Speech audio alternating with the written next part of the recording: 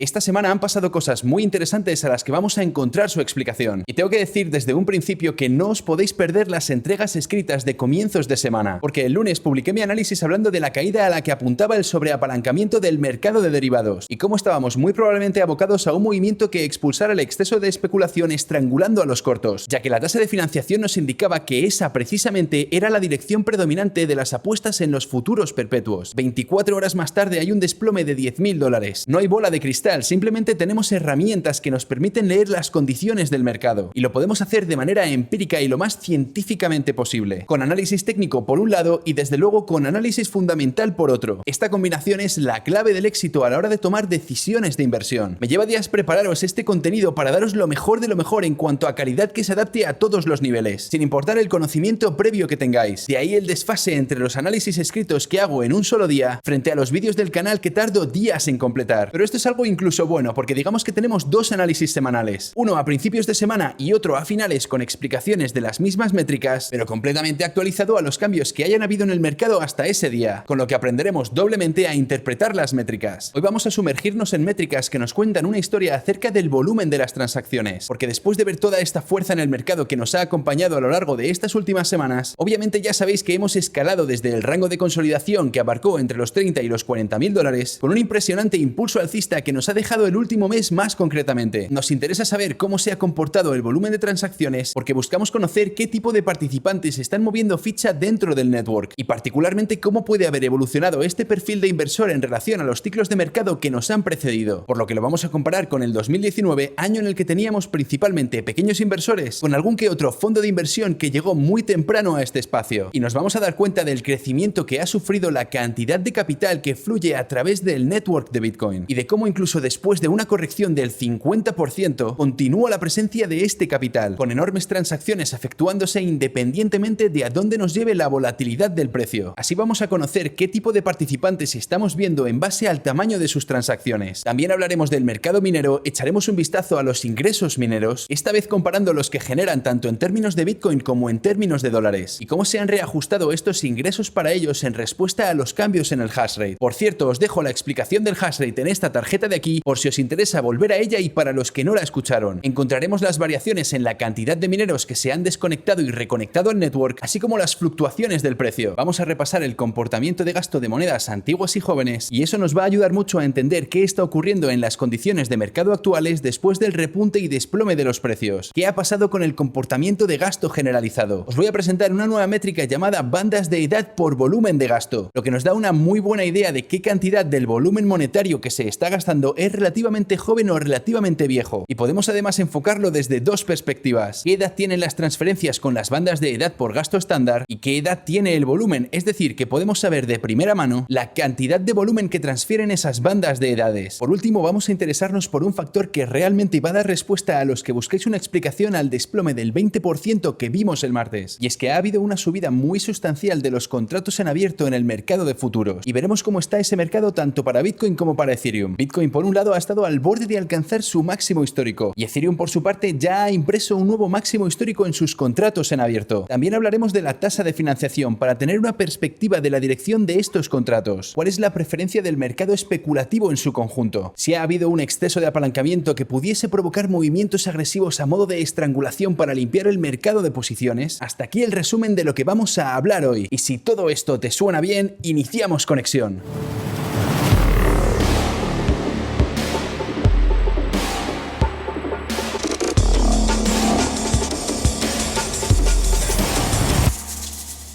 Hola a todos y bienvenidos al Cable. Lo primero que quiero decir es gracias por vuestros comentarios en cada uno de los vídeos. Con una comunidad así da gusto y desde luego que todo el esfuerzo merece la pena. Y eso que estamos empezando, veréis la que se viene con el lanzamiento de Discord. Quiero dar la bienvenida a todos los nuevos, estáis en vuestra casa. Cualquier duda que tengáis sobre las métricas, la comunidad, lo que sea, me lo escribís por favor en la sección de comentarios. Ya sabéis que respondo a todos. Y también deciros que durante la primera media hora del estreno de cada vídeo, estoy chateando con vosotros en el chat en directo directo que tenéis a la derecha ahora mismo, así que animaos a saludar. Ahora sí, arrancamos con el análisis. Lo que pudimos ver la semana pasada fue una continuación del fortísimo desarrollo que lleva trayendo el precio tanto de Bitcoin como de Ethereum. Y vamos a analizar la caída y su porqué. Pero no se nos puede pasar por alto el hecho de que con todo, seguimos en los $45.000 en el momento en el que estoy grabando. Así que no olvidemos todo lo hablado en los vídeos anteriores. Sabemos a ciencia cierta que hemos atravesado un periodo de fuerte acumulación en ese rango que abarca entre los $29.000 y los $40.000. Y es algo de lo que podemos estar seguros cuando vemos la cantidad de monedas que pasaron de nuevo a ser rentables en manos de sus dueños mientras el precio rompía y se alejaba de ese nivel. Así que entendemos que se ha producido una enorme acumulación en esta zona y de hecho hemos visto un gran salto en la acción de precio desde esos niveles. Esta semana por fin ha llegado una muy anticipada corrección que ha disuelto los avances de las últimas 3 y 4 semanas. No es coincidencia que se haya producido justo en un rechazo en los $53.000, porque como hablábamos la semana pasada, una enorme resistencia se expande desde los $53.000 hasta los $60.000, donde muchos inversores tienen su coste de adquisición y toda la oferta monetaria que no fue vendida en el rango actual o en el anterior, esas monedas que desde entonces han permanecido latentes, acaban de atravesar el umbral de largo plazo, por lo que hay muy pocas probabilidades de que sean vendidas ahora. Y también hay que tener en cuenta, por supuesto, que el rango actual entre los 43 y los $50.000 sigue siendo una zona de enorme acumulación que debe actuar como soporte en los próximos días y semanas. Quiero que nos pongamos al día también con Ethereum, ya que la corrección de esta semana se ha encargado de deshacer por completo la crecida del 25% que tuvimos la semana pasada, y vamos a encontrar las causas de este desplome y comparar las dinámicas de Bitcoin y de Ethereum porque hay diferencias interesantes. Una vez refrescada la acción de precio, vamos a empezar por los mineros. Ya sabéis que a mediados del mes de mayo vimos como una proporción muy grande del network del hashrate se desconectó de golpe. Fue consecuencia directa de las prohibiciones en China. Muchos mineros tuvieron que apagar su maquinaria, iniciar todo ese proceso de reacomodación de sus sistemas en una nueva ubicación, y encontrar un nuevo hogar para ese portento de equipo representa un reto importante y lleva su tiempo. En esta gráfica hemos proyectado una media de 14 días para suavizar mucho la visualización de los cambios en el ajuste de la dificultad del protocolo. Hay temas que hemos tratado en detalle en otros vídeos, por lo que para no extender demasiado los nuevos, os voy a ir dejando tarjetas que por cierto os dicen el minuto exacto en el que doy la explicación en ese vídeo. Dadles y ved esa parte y luego volved aquí o vedlo después si queréis. Esta es la explicación de lo que es el hashrate. Como decía, esta media nos da una visión muy realista del hashrate total a lo largo del tiempo. Vimos un declive desde los 180 exahash hasta más o menos la mitad en torno a los 90 exahash. Esta caída del 50% nos da una muy buena indicación de que cerca del 50% del network se vio afectado por la gran migración, y desde entonces ya hemos visto una recuperación del 42% hasta los 128 exahash. Esta recuperación del hashrate es muy positiva. Puede deberse a una combinación de diferentes factores. Por un lado, que cierto hardware que estaba obsoleto vuelve a estar ahora conectado, porque al haber descendido tanto la participación minera y perder por ello toda esa competencia, esos equipos de minado vuelven ahora a ser rentables porque el hashrate ha caído mucho y eso provoca un reajuste en la dificultad minera. Estos equipos vuelven a ser capaces de resolver los algoritmos matemáticos necesarios para la compleción de cada bloque, de modo que recuperan su efectividad en el network. También se debe a que ciertos mineros que operaban en China ya han conseguido reubicarse en otras localizaciones y restablecen ya sus operaciones. Y esta combinación provoca la subida en la producción de hashrate que vemos aquí. Algo muy interesante también lo podemos encontrar en los ingresos mineros, pero esta vez tenemos la referencia en términos de dólares en lugar de BTC. Hay que saber que según llegan los halving y más competencia entra en el network, como hemos visto históricamente, y bueno, obviamente tenemos que ignorar lo que ha pasado en la gran migración porque es un evento aislado que no es para nada representativo de la evolución de la presencia minera en el sistema, pero históricamente el hashrate ha mantenido siempre una tendencia alcista, creciendo considerablemente durante un larguísimo periodo de tiempo. Y todo esto, claro, a pesar de que la cantidad de monedas que el protocolo emite es cada vez menor, así que tenemos una creciente competencia que lucha por un número cada vez más reducido de monedas tras cada halving. Y os explico qué es el halving aquí para el que le interese. Si mides el BTC que un minero pueda generar por exahash, pero ojo, porque después de una caída del 50%, a pesar de habernos recuperado solamente un 42% en el hashrate, los ingresos mineros en dólares se han disparado mucho más por el reciente despegue del precio de Bitcoin. Pero claro, a la vez seguimos con un 30% más o menos de la fuerza minera que aún sigue desconectada, es decir, menos mineros compitiendo por el mismo número de monedas, lo que se hace especialmente jugoso si consideramos que todo esto ocurre después de una tremenda escalada de los precios. Entonces, a día de hoy, los ingresos mineros por exahash ascienden a los $380.000. Es un nivel de ganancias que vimos por última vez en julio del 2019 y vamos a darle una vuelta de tuerca a este enfoque unificando dos métricas. Tenemos por un lado el precio de Bitcoin en negro para orientarnos dentro de la línea temporal. La primera métrica es la remuneración minera por exahash en BTC. Viene muy bien para entender visualmente por un lado qué pasa realmente en el el momento en el que se produce el halving, esa medida deflacionaria característica de la producción de nuevo Bitcoin, que hace que los ingresos mineros se reduzcan a la mitad cada aproximadamente 4 años. Y por otro, saber en qué orden de magnitud afecta el aumento de la competitividad en cuanto a rentabilidad se refiere. Como podéis ver, descienden los ingresos mineros paulatinamente a lo largo del tiempo, como os decía antes, en BTC por cada hash de computación, consecuencia directa del aumento de la plantilla minera a lo largo de los años. Ese mayor número de mineros compitiendo por repartirse el mismo número de Bitcoin, por lo que lógicamente por hash van a ser capaces de generar menos valor en Bitcoin. Aquí tenéis el reciente repunte en esta rentabilidad, desde los 5 BTC por exahash hasta los 9 BTC por exahash, es decir, casi se dobla la recompensa minera al haberse desconectado la mitad de la fuerza productora de nuevo Bitcoin. Y esto de verdad nos demuestra la belleza de la ingeniería del sistema monetario de Bitcoin, un ecosistema completamente inteligente, completamente descentralizado y que no depende de ninguna institución para autorregularse ante cualquier cambio que suceda a nivel mundial. Se amolda en cada momento para mantener su producción inflacionaria constante y completamente inmanipulable. Realmente es la revolución del dinero. Hemos aceptado que vivimos en una civilización lo suficientemente avanzada como para permitirse el lujo de operar bajo la premisa del dinero fiduciario. Es decir, nuestro dinero en términos tangibles no vale absolutamente nada. No está respaldado por un metal precioso o un recurso escaso. Su único valor se extrae de nuestra capacidad de confiar en él, nuestra consciencia y responsabilidad colectiva que dice: estamos todos de acuerdo con este sistema de gobernanza legislativo y de Estado de Derecho, porque representa todo lo aprendido a lo largo de los siglos evolucionando como sociedades complejas. El problema es que durante los inicios de nuestra sociedad moderna, la producción de nuevo dinero ha estado solo en manos de una élite más allá de la clase política, exenta de todo tipo de regulación, y en los últimos años sus decisiones están divergiendo mucho de toda justificación basada en el aumento de nuestra producción o la explotación de nuestros recursos, hasta tal punto que empieza a ser irresponsable y lógicamente la estructura de distribución de nueva riqueza está completamente desproporcionada y es injusta. Y si algo hemos aprendido de nuestras democracias es que el sistema no se puede cambiar desde dentro. El sistema tiene que ser reemplazado y Bitcoin ofrece una solución legítima a las irresponsables prácticas bancarias actuales. Y uno solo entiende esto cuando se estudia el white paper de Bitcoin, porque darse cuenta de los problemas de nuestra sociedad es fácil. Todos nos quejamos a diario de lo mal que va la economía, de lo inútiles que son nuestros políticos, pero poca gente aporta soluciones. Algo en lo que casi todos estamos de acuerdo al menos es que la distribución ecuánime de nuestros recursos naturales y financieros no puede estar en manos de la opinión de nadie. Hay cierto nivel de pragmatismo que se tiene que establecer como base fundamental en nuestra toma de decisiones y en la gestión de nuestros valiosos recursos. La pregunta sencillamente no debería ser: ¿tenemos el dinero suficiente como para traer agua potable a todos nuestros habitantes? ¿Tenemos el dinero como para financiar la construcción y el mantenimiento de nuestras infraestructuras de transporte y de comunicaciones que lleguen a todos nuestros habitantes? ¿Tenemos el dinero como para poner un hospital cada 100.000 habitantes o construir un colegio cada 10.000 habitantes? Esta no debería ser la pregunta. La pregunta hoy en día tiene que ser: ¿tenemos los recursos necesarios como para traer agua potable a todo el mundo, construir un hospital cada 100.000 habitantes y una escuela cada 10.000 habitantes? ¿Tenemos los recursos? Y la respuesta, por supuesto, es que sí. Hoy en día estamos alcanzando un nivel tecnológico que nos permitiría cubrir las necesidades primarias de toda la población mundial. No tenéis ni idea de la clase de tecnología que ya tenemos. Hace 20 años leíamos en todos los periódicos que nuestra capacidad de computación se multiplicaba por 2 cada 6 meses, luego cada 3 y luego cada mes. ¿Qué pensáis que ha estado pasando a lo largo de estos últimos 10 años? Pero nuestra sociedad todavía no está preparada. No estamos listos porque no tenemos la educación que requiere dar ese salto evolutivo como sociedad responsable. Y Bitcoin nos lo ha puesto muy fácil porque penetra de manera fulminante en lo más profundo del corazón de la sociedad y su funcionamiento. Ha encendido la mecha del cambio global, de la transformación de nuestro paradigma. Y tengo que parar aquí porque como me siga embalando voy a acabar hablando otras 7 horas como la última vez que tuvimos una intervención en la radio. Ya me conocéis, así que vamos a retomar el análisis antes de que la cosa vaya a más. El reciente repunte en los ingresos mineros por hash refleja la desconexión de la mitad de la fuerza minera. Y ya vemos cómo vuelve a descender en las últimas semanas, de modo que existe un declive estructural en los ingresos mineros en BTC por hash. Y la segunda métrica que vamos a añadir son los ingresos mineros en términos de dólares, porque tenemos que factorizar como una variable que por un lado la cantidad de ganancias de un minero puede estar cayendo, pero el valor en dólares de esas monedas obviamente fluctúa con los precios de mercado. Y fijaos dónde nos encontramos ahora mismo aquí arriba. Han subido los precios un 67% hasta el máximo local de esta semana, sumado a un incremento de la competencia de un 42%, y el resultado es que con todo ello la remuneración minera por exahash también aumenta. Precisamente porque la mitad de la fuerza minera se ha visto afectada, la rentabilidad de los mineros que siguen conectados es ahora mismo comparable a la que tenían cuando el precio fluctuaba entre los 50 y los 60.000 dólares. Y también es similar a las cantidades en conversión a dólares que ganaban en la más reciente época pre-halving en julio del 2019, cuando el precio alcanzó los 14.000 dólares en la carrera alcista de ese verano. Entonces, ¿qué tenemos delante? Un precio de 14.000 dólares con el doble de monedas y además con mucha menos competencia. Así que ahora, incluso teniendo teniendo en cuenta el incesante aumento de la competencia en el mercado minero, con más y más hash rate conectándose al network, aún así, si lo comparamos con hace 2 años, los mineros siguen ganando una jugosísima suma. Y hoy por hoy, ser minero es una labor extremadamente rentable, sobre todo cuando tenemos en cuenta el valor en dólares de su remuneración. Esto demuestra otra de las cualidades de la efectividad del network, porque todos los factores reman a una. La oferta y la demanda del mercado spot empujan los precios para que el minero encuentre el incentivo suficiente para seguir impulsando el funcionamiento del network, todo funcionando de manera completamente descentralizada. Esta gráfica demuestra que aunque aumente la competencia y a pesar de que haya un desplome tan dramático en el hash rate como el que ha provocado la gran migración, los mineros siguen siendo muy rentables. Y esta combinación de circunstancias es lo que ha hecho que ese hardware que antes estaba obsoleto encuentre una segunda vida útil reconectándose de nuevo, ya que se hayan desconectado tantos mineros durante la gran migración ha reajustado automáticamente la dificultad de cifrado del protocolo hasta niveles que devuelven a esos equipos a la rentabilidad, a pesar de que a grandes rasgos el hardware más nuevo lo hace obsoleto. Otra cosa que se suele esperar cuando aumenta la rentabilidad de la actividad minera es que en cierto momento los mineros afectados por la migración van a tener que liquidar parte de sus monedas para cubrir los gastos logísticos y todos los gastos fijos asociados a su operativa, y los tiene que seguir pagando lógicamente. A la vez vamos a tener mineros que van a querer expandir su negocio comprando nuevos equipos, o simplemente los hay que desean reducir su exposición al riesgo, materializando parte de sus beneficios ejecutando algunas ventas. A lo largo del último mes venimos observando cómo sí se está dando algo de ese gasto minero. Esta métrica muestra el balance no gastado de las cuentas mineras. Sabemos que cuando el sistema produce un nuevo Bitcoin por la compleción de un nuevo bloque del blockchain, esa moneda va a parar a una dirección, que inmediatamente sabemos a la fuerza que se trata de la cartera de un minero. Se aglomeran todas esas carteras en esta métrica y se monitoriza su gasto. Por lo que veis aquí es el grado de acumulación y distribución minera en su conjunto. Se puede ver perfectamente que los mineros han estado acumulando a lo largo del 2021, pero durante el último mes hemos visto más paridad entre lo acumulado y lo gastado por parte de los mineros. Y en estos momentos todo lo acumulado desde inicios de agosto ya se ha gastado por completo. Han materializado ganancias y lo podemos corroborar en el cambio de las posiciones netas mineras, que vuelven a situarse ahora en territorio neutral. Pero quiero recalcar que no son los mineros los que han provocado el desplome de comienzos de semana, y que esta es una oscilación natural en las posiciones netas que se alinea perfectamente con un comportamiento normal. Vimos un gasto más pronunciado en el mes de enero, momento en el cual también vimos mucho gasto de monedas antiguas y grandes transacciones institucionales. Es perfectamente entendible porque en aquel momento el precio se disparó de una forma tan parabólica que era una copia exacta a la burbuja del 2017, y el dinero inteligente actúa en consecuencia. Aunque luego el precio suba más, como traders e inversores tenéis que dejar de cronometrar el mercado para entrar en el mínimo absoluto y salir en el máximo absoluto. Sacad ganancias cuando tengáis una posición excelente y agradecédselo al mercado. Como se suele decir, el último dólar que se lo lleve otro. Entonces, volviendo a la gráfica, estamos dentro de un comportamiento normal y corriente en que el grado de acumulación y distribución minera oscila entre más 5.000 y menos 5.000 BTC mensuales. Representado en verde tenéis la acumulación y en rojo el gasto. Así que no hay evidencia de una salida en masa en las posiciones mineras. Muestra simplemente que algunos están acotando riesgos y lo más probablemente es que lo estén haciendo retirando parte de sus ganancias del tablero y tal vez también utilizando ese capital para expandir sus operaciones o cubriendo esos gastos en que puedan estar incurriendo ahora. Así que esta es una de esas dinámicas interesantes que vemos a veces desarrollándose en el blockchain. Y claramente el mercado ha estado absorbiendo esa presión de venta y nos da pinceladas de cómo evoluciona la demanda de Bitcoin, que por ahora es suficiente para absorber esas monedas. Entonces, ha habido venta minera durante el desplome del martes, pero algo en la línea de lo que venimos observando a lo largo del último mes, y tiene que ver con factores que afectan directamente a los mineros por la logística y tácticas de expansión. Pero el desplome del martes viene de la mano de otro tipo de mercado del que vamos a hablar ahora. Vamos a dirigir nuestro foco de atención para empezar con el volumen institucional. Vamos a conocer qué cambios ha habido en el tipo de transferencias que se están efectuando y cómo ha ido cambiando el tamaño de esas transferencias que ha ido fluyendo a través del network. Y lo vamos a comparar con las transferencias que había en la fase prealcista, sobre todo para darnos cuenta de que este año 2021 se ha caracterizado especialmente por la llegada de mucho capital de tipo institucional. Y muy interesantemente, no solo ha entrado todo ese capital, sino que además se está quedando con nosotros a pesar de la corrección del 50% que vimos en mayo. Y es algo sin duda que hay que tener muy en cuenta. Hay que saber primero que aún durante el 2019 y la mayor parte del 2020, la media de las transacciones, es decir, el valor de media que se estuvo transfiriendo en dólares durante ese periodo, está claro que ha sido muy estable en todo ese tiempo. Y ahora estamos hablando de las transacciones estándar, sin estar ajustadas por entidades. O sea, la información cruda sin filtrar que sale del blockchain. Y ese valor se mantuvo estable alrededor de los $25.000 por transacción, fluctuando levemente pero de manera relativamente muy estable en torno a esos $25.000. Y sabemos que fue un periodo con una presencia dominante de carácter minorista y algunos fondos de inversión de tempranísima adopción, sobre todo fondos cripto y similares que llegaron relativamente pronto a este espacio. Cuando lo ajustamos a entidades, vemos que baja hasta valores de $6.000 a $8.000 $100.000. La explicación de esta diferencia es sencilla, porque la métrica estándar no factoriza, por ejemplo, que hay transferencias que hacen los exchanges moviendo mucho valor de un lugar a otro, transferencias internas, que por lo general tienden a ser mayores, lo que obviamente empuja a que se eleve mucho la media, pero es algo que podemos prevenir cuando utilizamos el ajuste por entidades, ya que filtramos únicamente aquellas transacciones que tienen un sentido meramente económico, eliminando todo ese gasto propio, lo que nos deja en ese nivel entre los 6 y los $8.000, lo que efectivamente encaja con la actividad que lleva a cabo el tipo de inversor del momento, pequeños participantes minoristas y algún fondo de inversión que otro. Aquí notaréis que se hace perfectamente visible cuando las instituciones entran en escena en el mercado de Bitcoin, justo en octubre del 2020, cuando MicroStrategy comienza a hacer sus primeras declaraciones públicas, por ejemplo. Y fijaos cómo el tamaño de las transacciones va aumentando a la par que la carrera alcista sigue su curso, lo que indica que toda la presencia e interés institucional ha estado creciendo durante todo este año, alcanzando un máximo en los $54.000 de media por transacción. Recordad que partimos de una base de $6 a $8.000 por transacción, y muy interesantemente, después de una severa corrección del 50%, seguimos estando altísimo, en torno a un 340% por encima de lo que estábamos acostumbrados en la fase prealcista, donde teníamos esa base estable. Y aunque es cierto que había mucha acumulación en aquel momento, la situación actual nos muestra que las cosas han cambiado mucho en el mercado de Bitcoin. El nuevo capital que ha entrado es enorme y que no se ha revertido hasta los niveles previos a pesar del último gran desplome de mayo. De hecho, lo que parece más bien es que hemos asentado un nuevo suelo en esta zona con una media de transacciones de más o menos $34.000, por lo que no cabe duda de que ahora estamos rodeados de un capital institucional de gran envergadura, algo que se puede ver todavía mejor cuando clasificamos las transacciones por tamaños. Estas bandas de colores nos muestran qué proporción del volumen total suponen las transacciones de cada tamaño. Abajo del todo tenéis el azul, que simboliza las transacciones de un valor de más de $10 millones.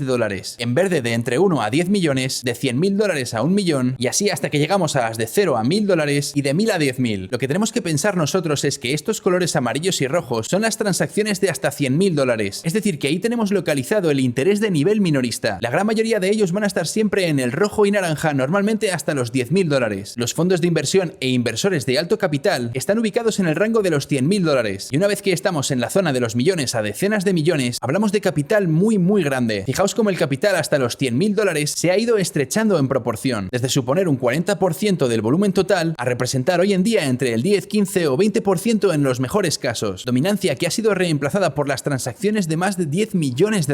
Y quiero parar un momento porque no paro de oír que Bitcoin es un mercado manipulado para que pierdas dinero, y hay mucho cacareo en los chats que se retroalimenta de este concepto. Pues bien, no es cierto. Acabáis de ver que Bitcoin ha sido hasta hace 9 meses el mercado más puro en cuanto a lo que debe componer un mercado libre, que es un conjunto de participantes independientes tomando decisiones racionales. Siempre ha sido el mercado más puro porque la ley de la oferta y la demanda lo ha regido de la manera más virgen posible. Claro que los mercados regulados existen históricamente para que el gran inversor extraiga liquidez del minorista, y la manipulación se produce por diferencias del tamaño de capital. Lógicamente, si tengo $10 millones que vendo en el mercado, eso va a provocar un gran desequilibrio entre la oferta y la demanda en ese momento, y el precio va a caer, y tú vendiendo tus $1.000 como mucho mueves una vela de un segundo brevemente. ¿Es eso manipulación? No de por sí, pero si queréis hablar de manipulación de mercados tenéis que poner la mirada en la bolsa, y especialmente en los futuros de Forex, que es donde se encuentra la grandísima mayoría del capital a nivel mundial. En ese entorno, la única estrategia válida es aprender a leer y alinearse con las intenciones de los grandes. Nada más. ¿Veis a la gente en Forex decir mercado manipulado, mercado manipulado? No, claro que no. Ya sabemos todos de qué va el juego y que está manipulado. Pero Bitcoin durante 12 años no ha sido nunca así. Hemos sido todos siempre minoristas. Por eso precisamente se ha cumplido tan bien históricamente la proyección del análisis técnico, porque se basa en el comportamiento estadístico de individuos independientes tomando decisiones racionales. Y se ha cumplido durante años a la perfección, tanto en una macroescala como en temporalidades bajas de 1 hora y 15 minutos. Pero aún así, con todos los cambios que ha sufrido el tejido capital de Bitcoin en el 2021, no podemos hablar de que sea un mercado manipulado al nivel que sí lo está el mercado regulado, donde más del 95% de todo el capital en circulación pertenece a los grandes jugadores. Con Bitcoin ahora mismo aún hablamos de un 20% en manos minoristas. Y además, esperad a que entren más gobiernos en vías de desarrollo adoptando Bitcoin para desligarse de la inflación del dólar, y que las empresas lo acepten como medio de pago a nivel mundial, porque Bitcoin no es un activo diseñado para la especulación, es una divisa, una reserva de valor, por lo que no esperéis fluctuaciones mayores a las que pueda tener el oro dentro de 10 o 15 años. Es solo ahora que acaba de entrar gran capital que vais a empezar a ver manipulación institucional en el mercado de Bitcoin, y durará hasta que la adopción se integre a nivel global y predomine su uso como reserva de valor. Volviendo al análisis, el reciente crecimiento de estas enormes transacciones también es visible en el esquema de volumen transferido por tamaño de transacciones. Mirad la increíble expansión de estas transacciones de más de de 10 millones de dólares desde octubre del año pasado, y ahora mismo continúan muy por encima de los niveles anteriores a la carrera alcista. Y esto demuestra que las instituciones han llegado para quedarse, que siguen acaparando mucha presencia en el mercado, y esto queda reflejado en el blockchain. Y si bien es cierto que hubo una reducción durante el propio desplome, nunca llegó a caer tanto como para alcanzar los niveles anteriores, de modo que efectivamente los grandes capitales siguen aquí, no se han ido, y la verdad es que, como hemos hablado mucho en estas últimas semanas, a pesar de que el recuento de transacciones se mantenga muy bajo y el mempool esté relativamente vacío, el tamaño de esas transacciones es en realidad bastante grande, demostrando de nuevo que las instituciones se quedan operando a pesar de las cambiantes condiciones de la volatilidad. Y esto es bueno porque nos conduce a alcanzar la madurez en este espacio del que solo llevamos disfrutando 12 años escasos. Ahora vamos a dar un salto para ver qué está pasando con el comportamiento de gasto. Sin duda alguna, una de las mejores métricas de las que disponemos para clasificar a los diferentes grupos de inversores en el blockchain, porque no seguimos la pista a un individuo en concreto. Lo que hacemos es analizar el comportamiento desde una perspectiva macro, y para esto el tiempo y la esperanza de vida monetaria son excelentes herramientas. Esto se basa en el principio de que cuanto más tiempo una moneda permanece latente, más probabilidades tiene de continuar en ese estado de latencia. Normalmente, cuando una moneda supera los 6 meses de edad, es decir, que después de su última adquisición se mantiene sin ser transferida ni gastada, a partir de ese momento la probabilidad de que vaya a ser gastada cualquier día a partir de ahí desciende hasta un 2%, y además ese porcentaje sigue disminuyendo a lo largo del tiempo, mientras que las que llamamos monedas inquietas, las que están por debajo de una semana de edad, típicamente tienen entre un 30 y un 50% de posibilidades de gastarse cualquier día. Vamos, que muchas veces el tránsito intradía se compone de las mismas monedas que se intercambian de manos constantemente. Aquí tenemos las bandas de volumen de gasto por edades, que clasifican todo el volumen transferido, mientras que las gráficas anteriores clasificaban el tamaño de las transacciones en dólares. Aquí, sin embargo, tenemos información de la edad que tienen las monedas cuando fluyen a través del sistema. La parte superior comprende esas monedas inquietas de menos de una semana o menos de un día de edad, y la edad aumenta mientras descendemos en la gráfica hasta esos colores morados de abajo, con muchos meses y años alcanzando a superar los 5 años de edad. Y lo que es importante ver aquí es que hay movimiento de monedas jóvenes. Mirad precisamente lo que está pasando ahora, este incremento de las bandas amarillas, que indica que una mayor proporción de monedas jóvenes se están transfiriendo. Por las métricas anteriores sabemos que una gran parte son de hecho transacciones muy cuantiosas de gran volumen, que superan los 10 millones por transacción, y podemos entender de esto que las monedas antiguas se mantienen inmóviles, y las pocas que se están gastando no suponen un volumen memorable, y pasamos de una métrica que tiene en cuenta la edad del volumen de BTC transferido a una que solo tiene en cuenta la edad de las monedas en el momento que son transferidas. Es decir, que una mira simplemente la cantidad de transacciones que se están llevando a cabo y qué edad tienen, mientras que la otra también incorpora el volumen de Bitcoin que se está transfiriendo, además de saber su edad. Acabamos de ver que hay un aumento de volumen de monedas jóvenes, a pesar de estar viendo un incremento del gasto de monedas viejas. ¿Qué quiere decir esto? Que las monedas antiguas que se están vendiendo ahora en realidad lo hacen con muy poco volumen, y a pesar de que hay más transacciones desde carteras que hacía años que no se movían, las transacciones van muy ligeras de peso. No transfieren mucho BTC relativo a la cantidad de monedas jóvenes que están circulando por el network en estos momentos. Y esto mismo nos cuentan las métricas del renacimiento de monedas. Por grupos de edad, aquí tenemos gráficas individuales para monedas de más de un año, más de 2 años y más de 3 años. Y es interesante para saber qué monedas de más de un año han vuelto a la vida, o más de 2 años o más de 3 años. Se puede ver muy claramente el repunte de estas monedas mientras el precio escalaba en agosto. Los dueños de esas monedas prefirieron sacar tajada aprovechando que el mercado estaba fuerte, pero a su vez ahora mismo la tendencia vuelve a ser bajista, por lo que las monedas antiguas prefieren mantener la latencia, por lo que podemos deducir que la convicción y la confianza en el activo sigue vigente entre los inversores más a largo plazo. Están dispuestos a aguantar las condiciones actuales del mercado sin gastar, cruzándose de brazos simplemente esperando a que el mercado despegue por su cuenta y a su ritmo. Y cuando además lo unificamos a que está habiendo un aumento del movimiento de monedas jóvenes, es fácil deducir que lo más probable es que estas monedas se estén comprando y reacumulando ahora en otras manos. Y además los retiros de las cuentas de los exchanges lo confirman, como hablábamos la semana pasada, sugiriendo todo ello que el mercado toma más forma de acumulación en lugar de tratarse de una fuga de monedas antiguas que resucitan en busca de liquidez. Ahora la cosa cambia si empezamos a ver un gran cambio de tendencia, especialmente si hay un fuerte repunte en el volumen de monedas que se ponen en movimiento, o si reviven muchas más monedas antiguas. En ese caso, precaución, porque puede indicarnos que todo lo contrario está en camino. Mucho gasto por parte del dinero inteligente y los inversores a largo plazo, más monedas que formaban parte de la oferta no líquida vuelven a entrar en circulación, y el impacto en el precio sería el opuesto al que causaría el estrangulamiento de la oferta que encontrábamos durante la fase última del rango de acumulación, y el precio sin duda encontraría mucha más resistencia en sus intentos de escalada. Llegamos ya a la parte final del vídeo. Hasta ahora entendemos que las dinámicas de oferta se mantienen constructivas para el futuro a medio plazo de Bitcoin, con indicaciones positivas para el precio. Perdura la confianza en el valor del activo, y esto es realmente el lado de lo que nos cuentan las entrañas del blockchain. Pero hay otra cara de este mercado que tenemos que considerar seriamente. Un lugar donde las cosas se mueven mucho más rápido, el entorno altamente apalancado del mercado de futuros. futuros. Y es que a corto plazo el mercado de futuros puede tener bastante peso a la hora de desplazar el precio, a la hora de agitar la volatilidad y arrastrarnos en una u otra dirección. Importante, a corto plazo. La analogía aquí es que la actividad del blockchain y el mercado spot son el perro, y hay muchas instancias en que el mercado de futuros es la cola, y lo que puede pasar es que cuando hay demasiada gente apostando en una misma dirección en el mercado de futuros, hay mucho apalancamiento y la cola puede empezar a mover al perro y no al revés. Y esto es precisamente lo que vimos en el gran desplome del mes de mayo. Básicamente se produjo una cascada de liquidaciones de posiciones en largo. A la gente se le obligó a salir de sus posiciones por necesidad y la venta de una persona se convierte en el stop loss de otra y se hace una tremenda bola que se precipitó en picado hasta los $29.000. El lunes yo os mostraba esta gráfica advirtiendo, por supuesto con cierta cautela porque nada de esto era seguro que llegase a ocurrir, porque solo tratamos de analizar los posibles escenarios y evaluar los posibles riesgos que pueden llegar al mercado. Y si estás diciendo, ¿dónde, Juan? Yo no me enteré. En Telegram, donde a principios de semana os hago siempre un análisis escrito, una lectura de 8 minutos en la que nos ponemos al día. Y escribía, el apalancamiento alcanza nuevas alturas. La observación final de esta semana recae sobre los mercados de derivados. A la par que vemos un sentimiento positivo y una confianza en el activo a largo plazo, tanto en el mercado spot como en los mercados de la cadena, también estamos viendo cómo los contratos en abierto se aceleran, alcanzando e incluso sobrepasando los máximos históricos para Bitcoin y Ethereum. Esto puede conducir a que atravesemos un bache a corto plazo si los largos son estrangulados y expulsados de sus posiciones. La combinación de tasas de financiación positivas y la alta cantidad de contratos en abierto pueden ser importantes indicadores que alertan del riesgo de que se produzca una cascada de liquidaciones de largos a corto plazo. Lo tenéis todo en Telegram, son análisis express muy reducidos, pero nosotros aquí hoy vamos a explicar qué nos ha conducido al desplome del martes. Y esto es lo que teníamos a comienzos de semana. Los contratos en abierto de Bitcoin no llegaron a alcanzar su máximo histórico por los pelos, quedándonos eso sí en niveles muy similares. Así que teníamos una cantidad muy grande de contratos en abierto en el mercado de futuros. Ethereum por su parte llegó a atravesar el máximo histórico de cantidad de contratos en abierto, mostrando que cada vez más y más apalancamiento llega al sistema, pero por cada mano compradora hay otra vendedora. Así que simplemente que haya muchos contratos en abierto no nos dice necesariamente la dirección de esas apuestas, si son desproporcionadamente largas o cortas, y por eso lo combinamos siempre con la tasa de financiación. Es un tipo de interés que se paga por parte de un lado de la operativa al otro cuando el precio del mercado de futuros es empujado por encima o por debajo del precio spot. Cuando tenemos una tasa positiva, como es el caso tanto de la de Bitcoin como la de Ethereum, y en este último además la tasa empezaba a acelerarse mucho en subida, significa que la gente está dispuesta a pagar un tipo de interés para poder pedir prestado ese capital extra en forma de apalancamiento, indicativo de que hay mucha más gente con un interés de ir en largo, lo que quiere decir que sus stop losses van seguramente a estar muy cerca del precio de mercado actual, y ese simple hecho hace que si el precio empieza a retroceder, particularmente en el caso de Ethereum que estaba en máximos históricos, pero aún así con Bitcoin estábamos en la misma situación, con ese mismo creciente apalancamiento que tiene una inclinación alcista, todo este excesivo positivismo hace que a pesar de los fundamentales en el blockchain siendo tan positivos también, con mucha convicción y condiciones saludables, toda esta excesiva agitación, hay que ser conscientes de que existen estos riesgos a corto plazo y existe la posibilidad de que igual que ocurrió el 15 de mayo, podríamos atravesar una fase de liquidaciones o un movimiento que cierre muchas posiciones en largo en el mercado de futuros que puede traernos dificultades a corto plazo. Y si se complica mucho también puede resultar problemático a medio plazo para que el precio pueda seguir avanzando. Bueno, hasta aquí el análisis del lunes. Ahora vamos a ver cómo ha reaccionado el mercado a ese sobreapalancamiento, con esta visión magnificada del último mes. Y es que con la caída, Bitcoin ha limpiado todo el apalancamiento que se había acumulado durante todo el último mes, descendiendo hasta los niveles que teníamos durante las dos primeras del pasado mes de agosto, lo que supone una caída en los contratos en abierto de un 30% desde el máximo de esta semana. Ethereum por su parte ha deshecho el apalancamiento de las últimas 2 semanas, haciendo que caigan también un 30% los contratos en abierto esta semana, que ha servido realmente para frenar el despegue parabólico que habían tomado los contratos en abierto, lo que una vez más nos muestra lo rápido que había crecido el interés especulativo en el mercado de Ethereum. Por otra parte, cabe mencionar que a día de hoy la tasa de financiación en ambos activos se mantiene positiva, reduciendo en casi un 50% los valores de esta tasa para Bitcoin, pero para Ethereum, sin embargo, la tasa a día de hoy solo ha caído un 25% desde el máximo de la semana, y esto a pesar de que ambos contratos en abierto han caído en términos semejantes, lo que quiere decir que la corrección ha saneado ambos mercados igualmente, pero que el mercado de futuros de Ethereum contaba con más especulación y lo sigue haciendo. Prueba de ello es que la tasa de financiación de Ethereum se vio la mitad de afectada que la de Bitcoin. Con todo, que se mantenga positiva en ambos activos indica que el optimismo perdura entre traders e inversores por igual, lo que no deja de ser una buena señal a pesar de los retrocesos y correcciones esporádicos que todo mercado saludable debe tener. Así que todo es cuestión de establecer un marco de riesgo, leer cómo interactúan los diferentes mercados y darnos cuenta de que siempre que haya sobreapalancamiento tenemos que esperar que el mercado castigue y se libre del exceso de especulación. Y hoy en día la tasa de financiación no alcanza los niveles que tuvimos en plena carrera alcista, pero sí está acelerándose considerablemente. y es Ethereum el que parece estar más apalancado del lado alcista. Y esto lo resume todo. Hemos hablado de los mineros, del comportamiento de gasto, hemos observado el flujo de transacciones institucionales en su conjunto y finalmente comprendido que el sobreapalancamiento en el mercado de futuros puede llegar a afectar a corto plazo el precio spot, como hemos visto esta semana. Y bueno, en este vídeo nos hemos salido un poco del análisis fundamental de siempre. Son mis opiniones personales acerca de la sociedad, Bitcoin y su significancia. Creo que son temas fascinantes y me encantará saber qué tenéis que decir vosotros en los comentarios. Y me interesa, por supuesto, saber si os gusta este tipo de contenido también, que no se centre tanto en las métricas y que abra las puertas de debates interesantes. Hasta aquí el vídeo, gracias por estar una semana más, nos vemos en la siguiente y hasta entonces, fin de la conexión.